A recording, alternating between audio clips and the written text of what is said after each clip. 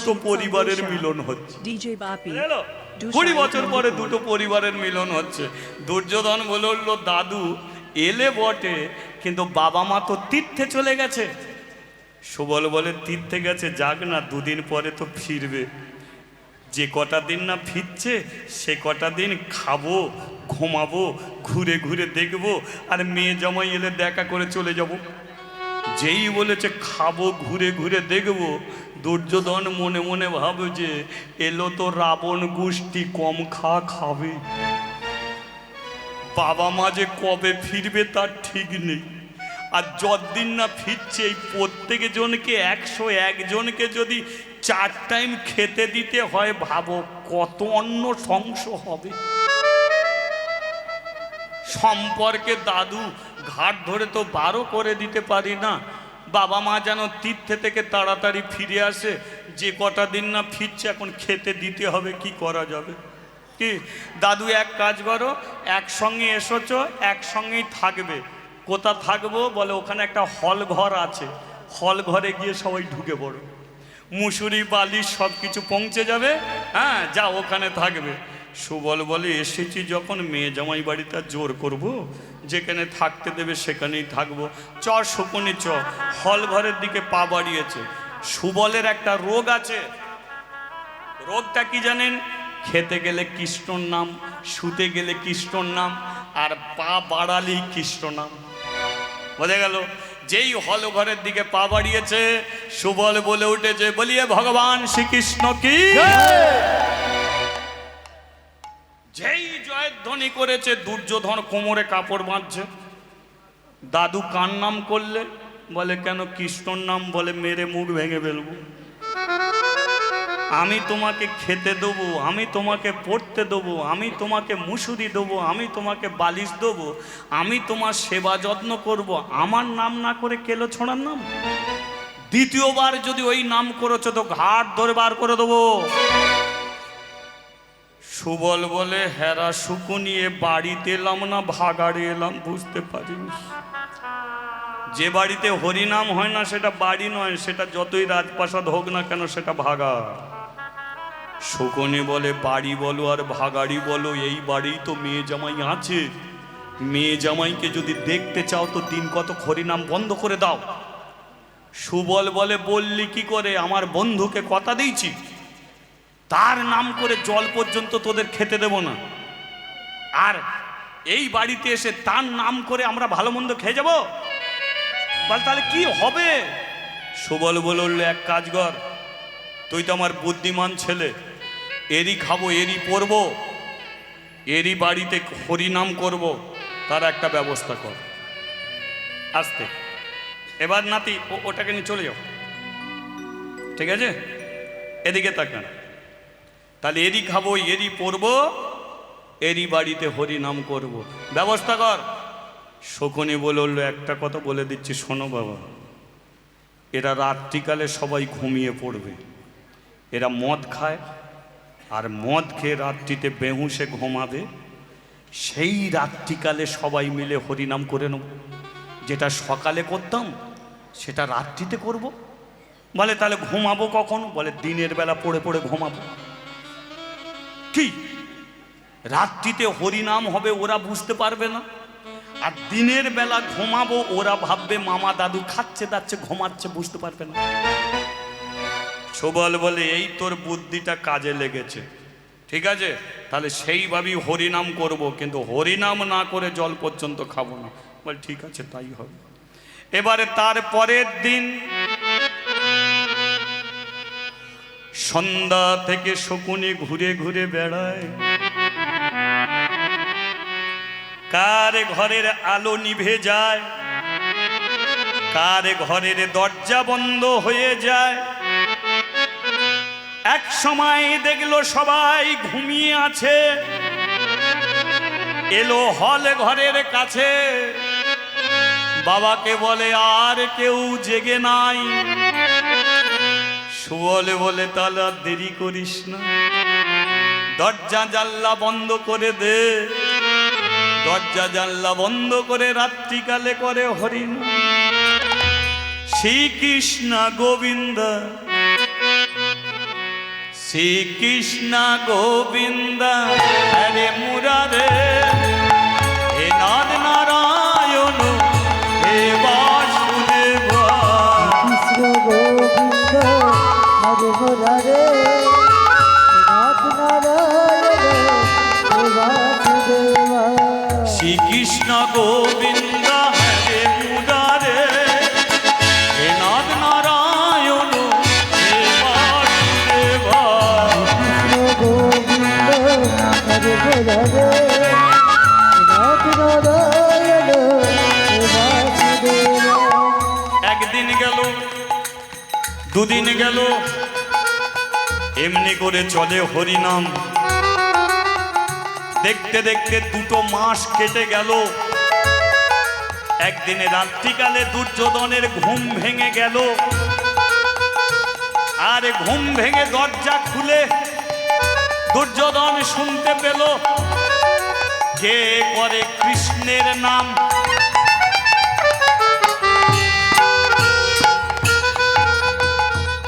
ওই হল ঘরে তো আছে আমার আত্মীয় স্বজন, তাহলে তারাই কি আমার অলক্ষ্যে করে যায় কৃষ্ণের নাম। দুর্যোধনের দরজার সম্মুখে সে রাত্রিকালে দাঁড়ালো। আর ভেতরে তখন আনন্দ করে হয়ে চলেছে কৃষ্ণের নাম। এগে মাত্র স্বামী সদা হামারা, হে নাথ নারায়ণ হে বাসুদেব।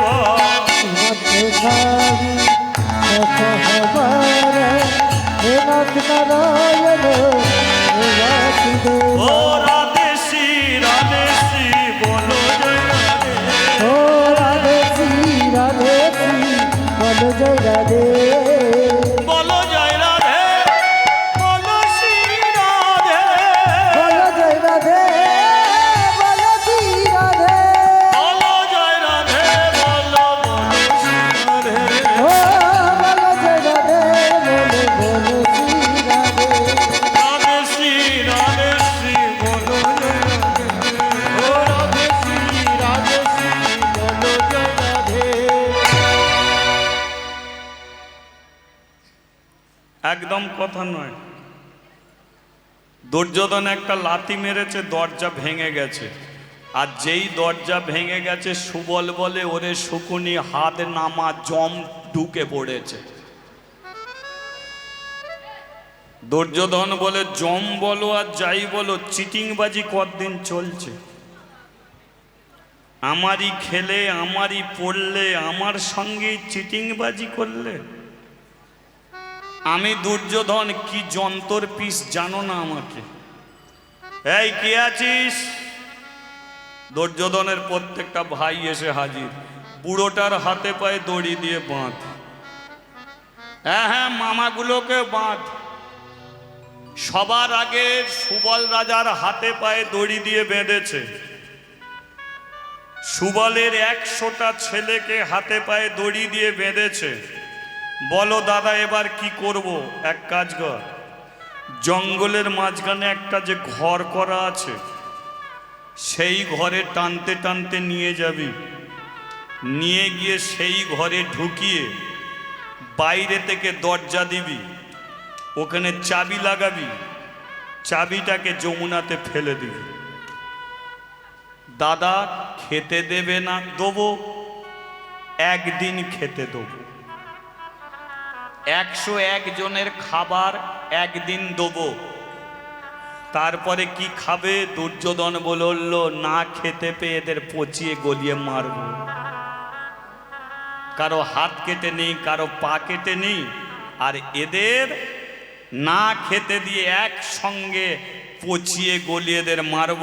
আমি যেটা বললাম তাড়াতাড়ি কর। তবে একটা কথা বলে দিচ্ছি, বাবা মা তীর্থে গেছে, তীর্থে থেকে ফিরলে কোনো দিনের জন্য মাকে জানতেও দিবি না যে তার বাবা ভাইরা এসেছিল। অপরাধটা কি ছিল? মা শুধু হরিনাম করেছিল। সেই অপরাধের জন্য সুবল রাজাকে আর তার 100টা ছেলেকে দুর্যোধন হাতে পায়ে বেঁধে কারাগারে বন্দি করল। 101 জনের খাবার, বসমা, আচ্ছা, 101 জনের খাবার, আস্তে কথা না, 101 জনের খাবার একদিন দিল। ভাত ডাল সবজি, একদিনের জল দিল, একদিনের ভাত দিল, একদিনের সবজি দিল, দিয়ে কারাগারের মধ্যে দিয়ে বাইরে থেকে চাবি দিয়ে চাবি যমুনায় ফেলে দিল। যে কারাগারের একটাই মাত্র দরজা, দরজাটাকে যেই বন্ধ করে দিল, দিনের বেলা রাত্রির অন্ধকার হয়ে গেল। খাবারটা মাঝখানে আছে, কিন্তু ভাতও দেখতে পাচ্ছে না, ডালও দেখতে পাচ্ছে না, জলও দেখতে পাচ্ছে না।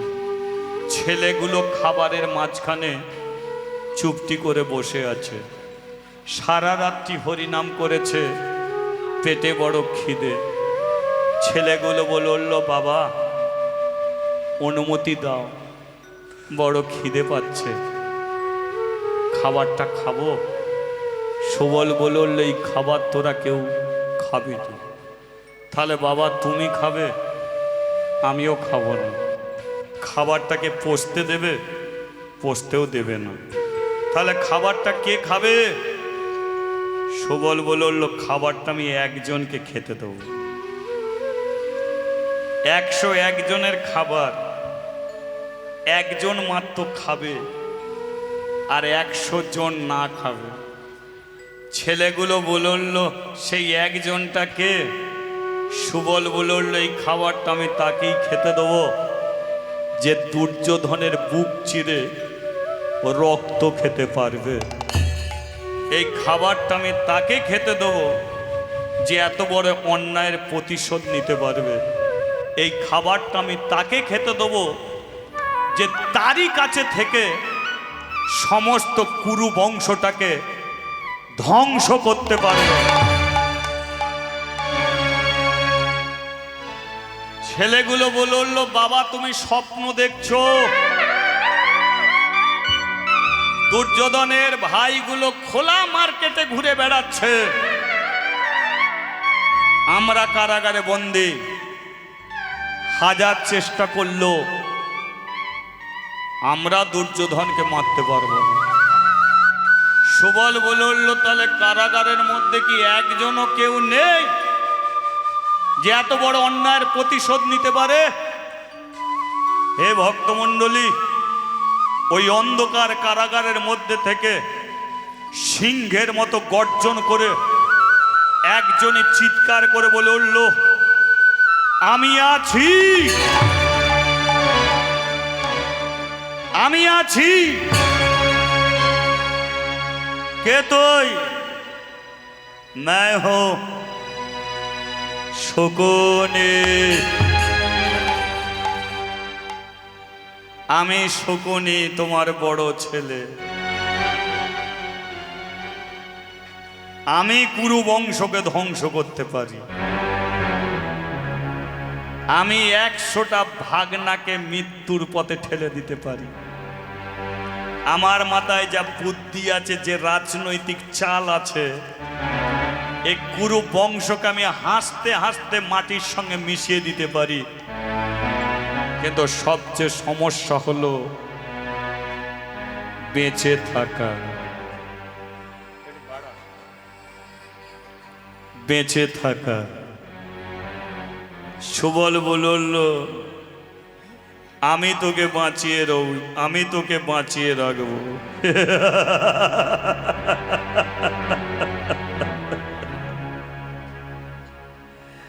বাবা এটা তোমার ঘর নয় যে ইচ্ছা মতো খাবার চাইলে তুমি খাবার পেয়ে যাবে।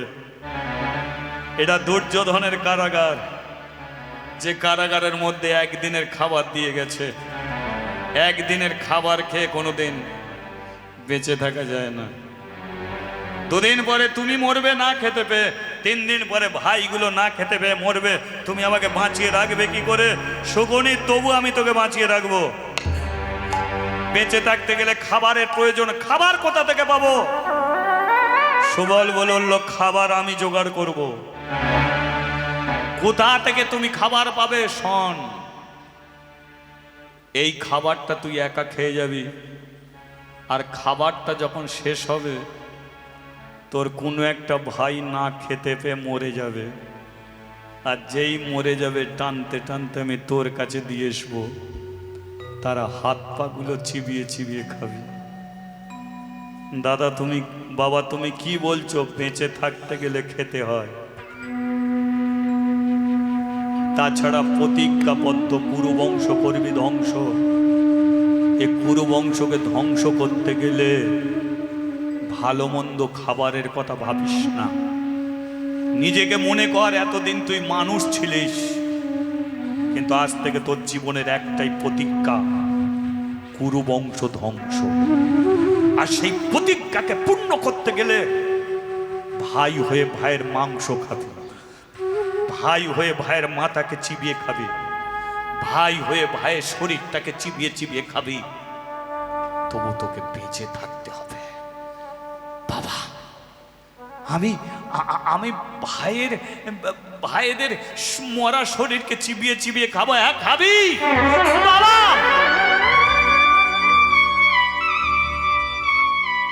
কাঁদিস না শকুনে, কাঁদলে মানুষ দুর্বল হয়ে যায়। যে মানুষ চোখের জলে কেঁদে ফেলে সে দুর্বল। চোখ দিয়ে জল নয়, চোখ দিয়ে তোর আগুন বেরিয়ে আসবে, প্রতিশোধের আগুন। ভেতরে তোর জ্বলে উঠবে প্রতিজ্ঞার কথা। ভুলে যা তোর ভাইয়ের কথা, ভুলে যা তোর স্ত্রীর কথা, ভুলে যা ছেলে মেয়ের কথা, ভুলে যা আফগানিস্তানের কথা। মনে রাখ শুধু একটাই কথা, কুরু বংশ করবি তুই ধ্বংস। তাই হবে বাবা। আজ থেকে আমি আর কোনো দিনের জন্য কাঁদবো না। আজ থেকে আমার স্ত্রীর কথা ভাববো না, আজ থেকে ভাইদের কথা ভাববো না, আজ থেকে ছেলে মেয়ের কথা ভাববো না। ভুলে গেলাম আমি জীবনে আফগানিস্তানের কথা, ভুলে গেলাম আমি রাজার ছেলে শকুনি, ভুলে গেলাম আমি একটা অমানুষ। আমি একটা মানুষ হয়েও পশুর খাদ্য খাবো, আর সেই পশুর খাদ্য খেয়ে আমি কুরুবংশ ধ্বংস করব। বাবা আমি শকুনি হয়ে প্রতিজ্ঞা করলাম, তুমি থাকবে না, ভাইয়েরা কেউ থাকবে না। রে মেরা ভাই, শুনলে মেরা প্রতিজ্ঞা। তোদের সম্মুখে দাঁড়িয়ে দুর্যোধনের অন্নকে স্পর্শ করে প্রতিজ্ঞা করলাম, আমা হতে একদিন হবে কুরুবংশ ধ্বংস। আমা হতে রক্ত ঝরবে কুরুক্ষেত্রের মাটিতে। আমা হতে দুর্যোধন পড়বে ধরণীর ধুলিতে। আমা হতে কুরুবংশ হবে নির্বংশ। আমি হলাম মহাভারতের শকুনি। শোন, একটা কথা বলে যাচ্ছি শোন। আমরা যখন সবাই মরে যাব, কারাগার থেকে যেদিন তুই মুক্তি পাবি, সেই দিনকে সবার আগে তুই দুর্যোধনের কাছে যাবি। বাবা দুর্যোধন হলো চিরশত্রু, আমি জানি চিরশত্রু, কিন্তু এইটুকু জানবি তুই হলি একা, ওরা হলে 100 জন। মারপিট করে তুই ওদের সঙ্গে পারবি না, ওদের ছলে বলে কৌশলে মারতে হবে। তাই তুই সবার আগে ওর কাছে যাবি, দুর্যোধনকে আপন করে ভালোবাসবি, ওরই খাবি, ওরই পরবি। সুযোগ বুঝে ওরই বুকে একদিন ছুরিটাকে বসিয়ে দিবি। দ্বিতীয়, হরি নাম তুই করবি। শকুনি বলল সব নাম করলেও জীবনে আর হরি নাম করব না। কেন করবি না? কারণ তোমার বন্ধু হরি সারাটা জীবন দেওয়ার নাম চোখের জল দিয়ে করলাম, সে দেখতে পেল না, ভাইগুলো না খেতে পেয়ে মরবে। শোন শকুনি, কেউ ক্যান্সারে মরে, কেউ লিভার খারাপে মরে, কেউ মদ খেয়ে মরে, কেউ বিষ খেয়ে মরে, কেউ টেনে কাটা হয়ে মরে। মরতে তো সবাইকে হবে, তোর ভাইগুলো নালে না খেতে পেয়ে মরবে, এ তোমার বন্ধুকে দোষ দিবি কেন? তাহলে হরি নাম করতে বলছো কেন? কারণটা কি জানিস? কারণ এই কারাগারের দরজা, এই কারাগারের দরজা দুর্যোধনের কোনোদিন ভাইয়েরা খুলতে আসবে না। এই কারাগারের দরজা কোনোদিন প্রধানমন্ত্রী খুলবে না, রাষ্ট্রপতি খুলবে না। এই কারাগারের দরজা খুলে দেবে একদিন আমারই বন্ধু ভগবান সেই কৃষ্ণ। হরিবল হরিবল। সেই অপেক্ষায় তুই কৃষ্ণ নাম করে যাবি। কিন্তু বাবা, কৃষ্ণ নাম করে দুর্যোধনের কাছে যাব কি করে? শোন, এতদিন তুই চিৎকার করে হরিনাম করেছিস, আজ থেকে তুই মনে মনে তাকে ডাকবি। সমাজের মানুষ, পৃথিবীর মানুষ সবাই তোকে ঘৃণার চোখে দেখবে। কেউ কোনোদিন মেনে নিতে পারবে না তুই এত বড় কৃষ্ণ ভক্ত, কোনো দিনের জন্য মানবে না। কিন্তু যে কৃষ্ণ, সে ঠিক তোকে একদিন চিনে নেবে। চিৎকার করেও হরিনাম করা যায়, মনে মনেও করা যায়, মালা পরেও করা যায়, না মালা পরেও করা যায়, ধুতি পরেও করা যায়, প্যান্ট শার্ট বুট পরেও করা যায়। থালায় কতগুলো সন্দেশ আছে ভগবান দেখে না, ভগবান দেখে কতটুকু তাকে ভক্তি দিয়ে ডেকেছ।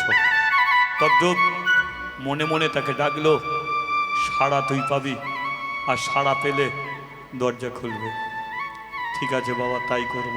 আর একটা কথা, আমি মরে গেলে আমার বুকটাকে ছিঁড়ে দিবি, আর বুকটাকে ছিঁড়ে ডান দিক থেকে আমার পাঁজরাকে টেনে বার করবি, আর পাঁজরাকে টেনে বার করে 3খানা পাঁজরা নিয়ে তুই পাশা খেলার গুটি তৈরি করবি। আমার বুকের হাড় দিয়ে তৈরি হবে তোর পাশার গুটি। পাশার চাল হবে জীবনের সবচেয়ে বড় চাল। সেই পাশার চালে সমস্ত পুরো বংশকে করবি তুই ধ্বংস। ব্যাস, একটার পর একটা মরতে লাগলো ছেলেগুলো। সুবল রাজা মরল, বুকটাকে ছিঁড়ল, ডান দিক থেকে পাঁজরাকে টেনে বার করলো, 3খানা পাশার গুটি তৈরি করলো। কারাগারের মধ্যে ভাইদের মাংস চিবিয়ে খায়, হাড়গোড় খায়, আর পাশার চাল চালে, আর অন্তর মাঝে তাকে ডেকে, হে গিরিধারী,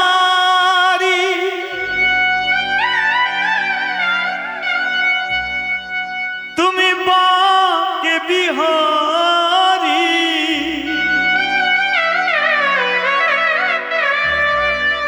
ভক্তের ডাকে সাড়া দাও,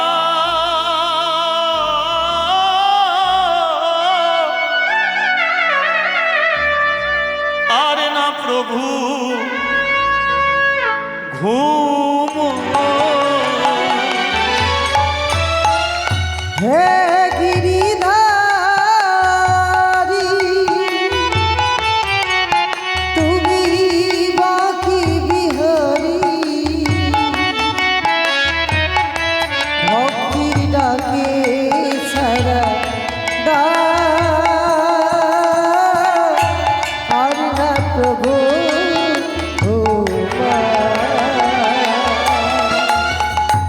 হে গিরিধারী, তুমি বাঁকে বিহারী, ভক্তের ডাকে সাড়া দাও, আর না প্রভু ঘুম। আর হে গিরিধারী, বাঁকি বিহারী, ভক্তির ডাকে সাড়া দাও, আর না প্রভু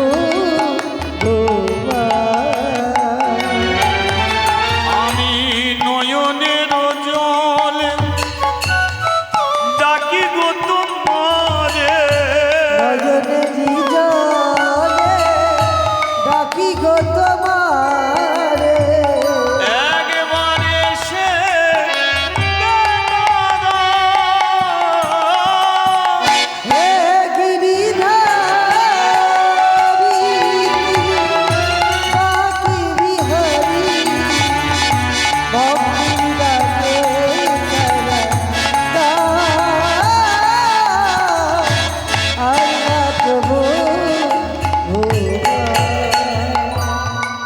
তাহলে আমি আপনাদের কাছে প্রশ্ন তুলেছিলাম যে শকুনিকে আমরা খারাপ চোখে দেখি, এখন কি মনে হচ্ছে শকুনি সত্যি খারাপ মানুষ ছিল? সে তো ছিল না। সুন্দর তার একটা জীবন ছিল, তারও স্ত্রী ছিল, তারও ছেলে মেয়ে ছিল। সুন্দর তার একটা জীবন ছিল, কিন্তু আজকে শকুনির জীবনে কত অন্যায় হয়েছে, কত অত্যাচার হয়েছে বুঝেছেন? দুর্যোধন তার জীবনটাকে কি টেনে আনলো। আজকে শকুনি দেখলো তারই চোখের সামনে তার বাবাকে মরতে দেখলো, তার ৯৯ জন ভাইকে না খেতে পেয়ে মরে যেতে লাগলো। তাই শকুনি সুন্দর জীবনটাকে শুধু নষ্ট করে দিল একমাত্র দুর্যোধনকে মারার জন্য, একমাত্র কুরুবংশ ধ্বংসের জন্য। কারণ সে জানে আমি চিৎকার করে হরিনাম করি, কিন্তু আর আমি করতে পারবো না। কেন? কারণ ওই বংশকে ধ্বংস করতে গেলে মুখ থেকে হরিনাম আমাকে বন্ধ করতে হবে। কিন্তু অন্তর মাঝে তিনি কৃষ্ণকে ছাড়া তিনি আর কাউকে জানতো না। তিনি এত বড় কৃষ্ণ ভক্ত, এত বড় তিনি হরিভক্ত ছিলেন। আজ কেউ তাকে বোঝেনি, সমাজের মানুষ তাকে ঘৃণার চোখে দেখে নিল, কিন্তু শকুনির মতো আমরা কোনোদিন এত বড় কৃষ্ণ ভক্ত হতে পারব না। তাই ওই কারাগারের মধ্যে থেকে তার মনের দুঃখের কথা জানাচ্ছে কৃষ্ণর কাছে। কেহ নাহি যা তুমি আছো তা, তাই তো ডাকি গো দয়াল কেহ নাহি যায়, তুমি আছো তাই তো ডাকি গো তোমার। আমায় কোলে তুলে না ও দয়াল দয়া, আমায় বুকে টেনে না। সোনাইল বাবুকে জানাই আর দেরি করবেন না, 1:30 বাজে আপনাদের রাস গান হবে, তাই পরবর্তী শিল্পীকে অতি তাড়াতাড়ি নিয়ে আসুন। আমায় কোলে তুলে না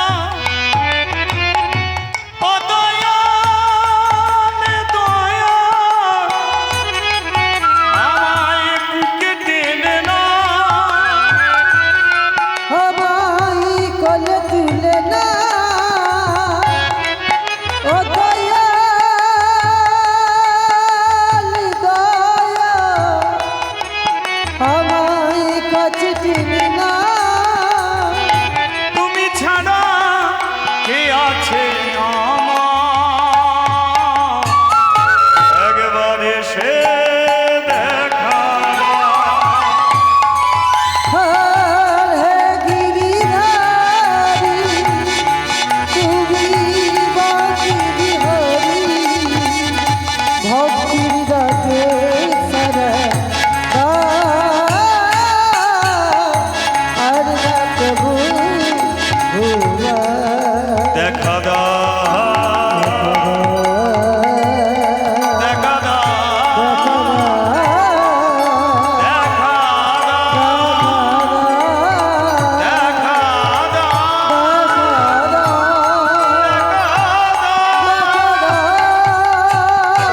হরি বল হরি বল